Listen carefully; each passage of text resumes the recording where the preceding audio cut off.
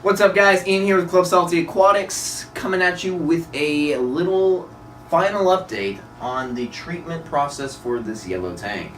So, hang out and let's see what happens.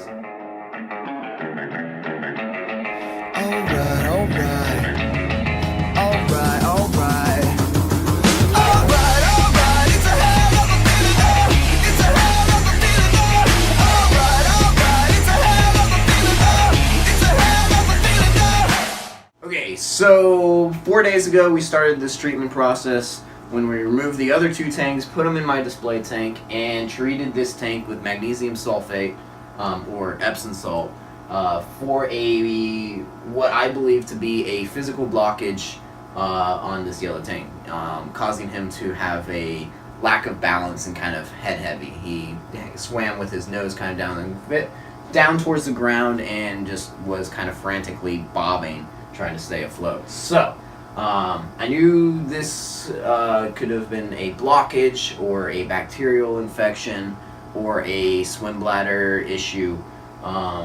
Swim bladder issues, typically the fish will find a place that they can rest and kind of lean up against something or get stuck in something.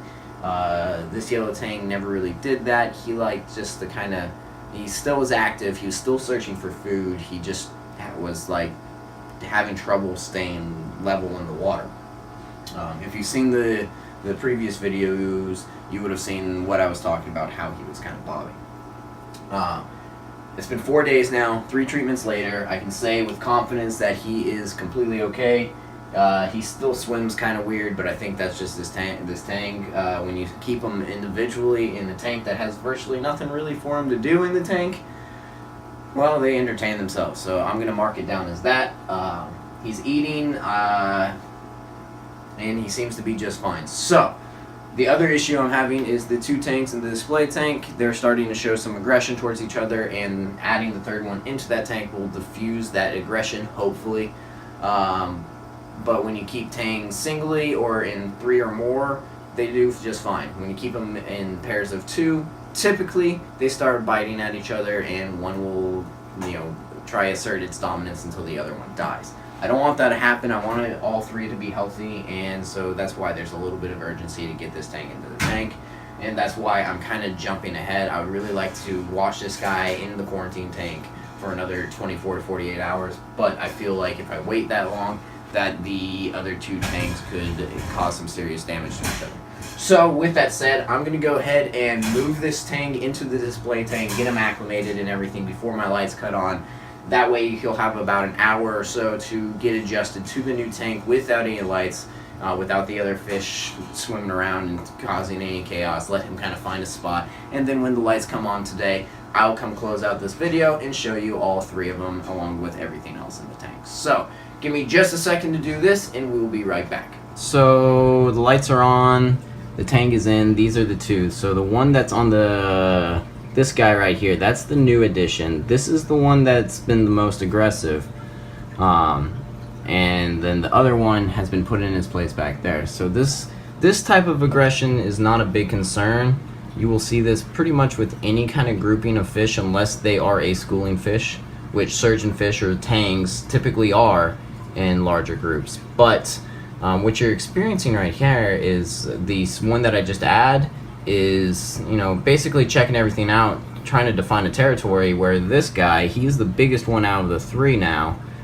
He's already pretty much marked, saying the tank is his, not an issue, not at this point at least. The other ones are just going to have to kind of figure out that, the majority of the tank is his for the grazing, and the other ones will have to just be, find their own place in the tank. So, as you can see, there's a lot of particulate and micro bubbles floating around in the tank. That's because I changed out my filter socks today too. I do that once a week for mechanical filtration, and yeah. So yeah, you can already see that the one that I add is starting to back down, and so within the next day or so, you might get some bumps and bruises, but I'm not seeing any real violent aggression.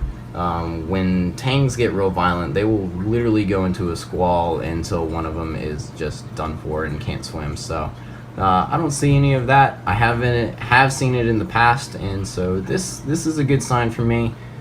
This shows that, you know, the tank is doing well, that the tangs are doing well, and so hopefully everything will work out.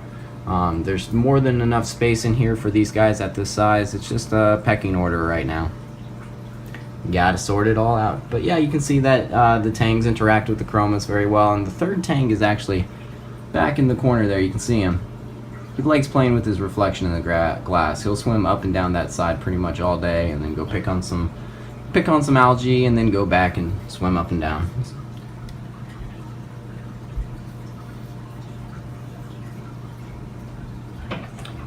So if this goes on for too much longer, though, I'm gonna end up cutting the lights off and letting the new guy kind of, you know, find a place to settle and let him adjust into the tank. He hasn't had a whole lot of time in the tank yet, so we're gonna watch him for the next 15-20 minutes and see if it dies down. Hopefully it will, and we'll just have to see. But that's where we're gonna leave this episode. Really happy that the treatment of the magnesium sulfate or Epsom salt works just fine for him, and everybody's healthy. And now we're just gonna kind of watch and see what happens over the next couple weeks, and then go from there. Algae is very, very quickly starting to die off. Things are starting to balance out. My next water change is supposed to be tomorrow. I have work, so it will be going on the next day, the following day, and that should keep the nutrient levels ultra low and watch this algae kind of just disappear, which is great. My algae on the rocks doesn't bother me too much. It's more of the algae on the sand bed. That's what bothers me.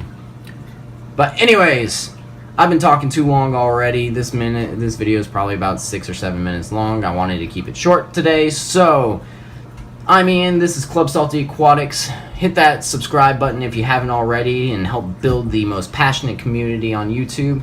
And until next time, guys, take it easy.